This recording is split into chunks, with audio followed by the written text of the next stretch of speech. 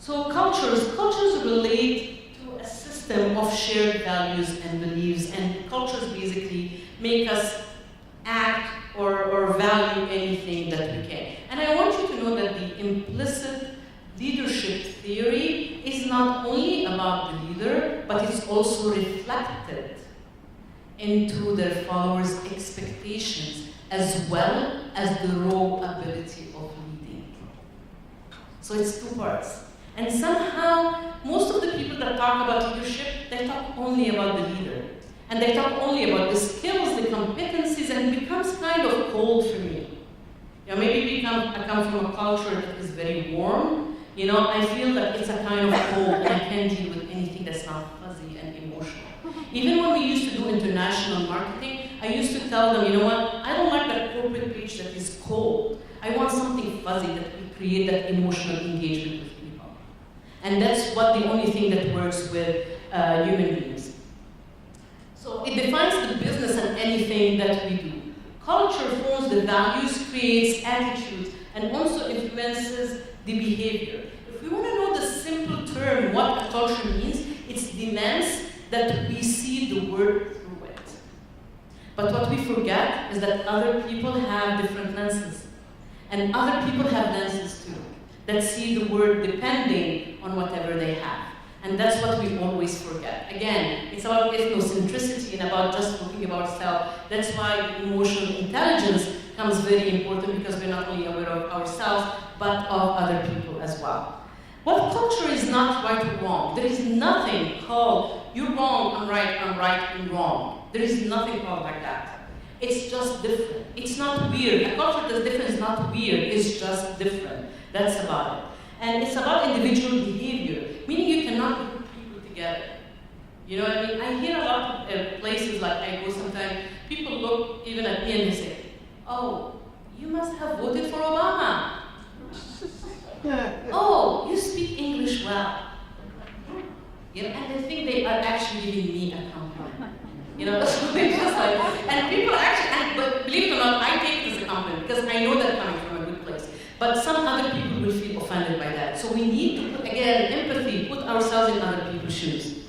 And it's not inherited. We don't get the culture through our DNA and our genes. It's something that we acquire through our life. And the first place that we get our culture from is our parents. So if they're missing something in that culture circle, we miss it too. But it's our responsibility to look for it. It's exactly looking at the rear mirror of the car. We have a blind spot. If we get into an accident, is that our responsibility? Yes. Is it our fault? No. Because it's a blind spot, but it's still our responsibility to know. That's the same thing with culture. And I want you to understand how culture is. Culture is an iceberg. Only 1/10 is shown on the top. When the Titanic, what was the most dangerous part of the iceberg that hit the Titanic? The under the water thing. That's the same with culture. It's what you don't see in culture that is important. And the outside, you see the language, the food, the dance, the music, you know, the faces.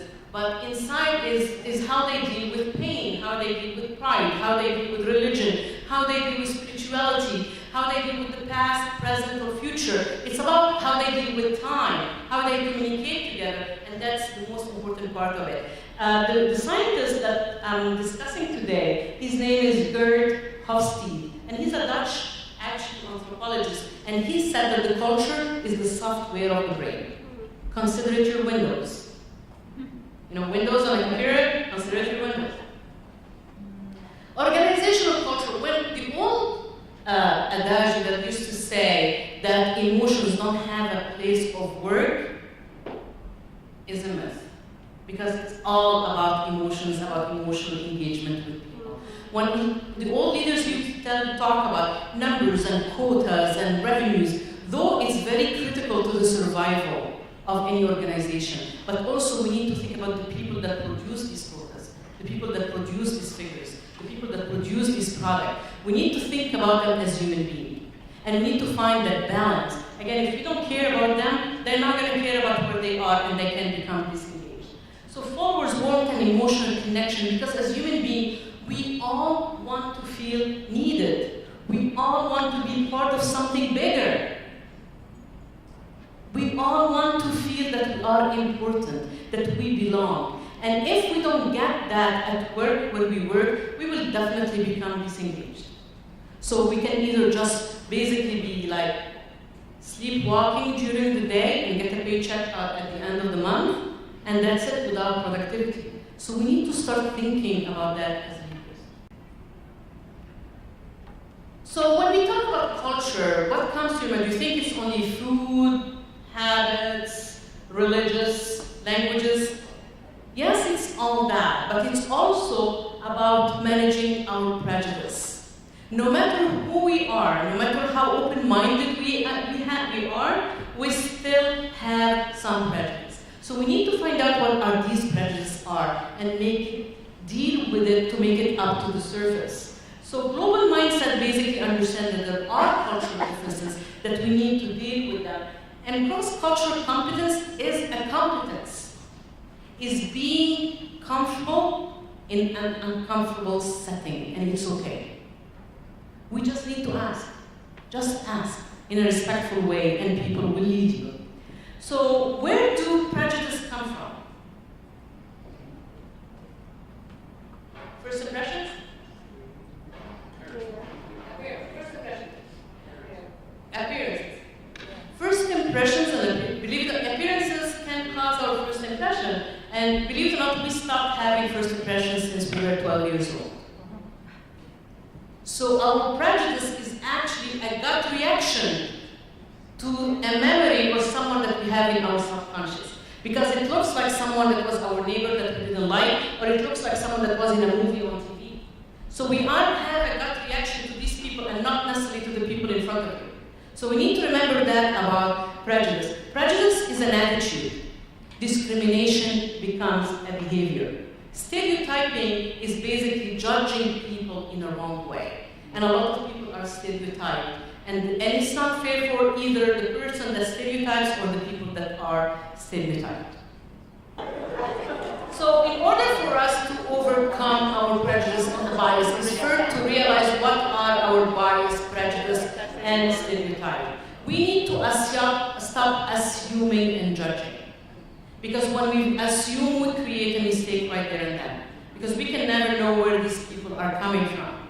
Lack of experience with others that are different. Again, we kind of fear people that are different than us, so we don't really mingle with them. But the minute we start controlling that fear of differences and we start communicating together, that will be the best thing that can ever happen.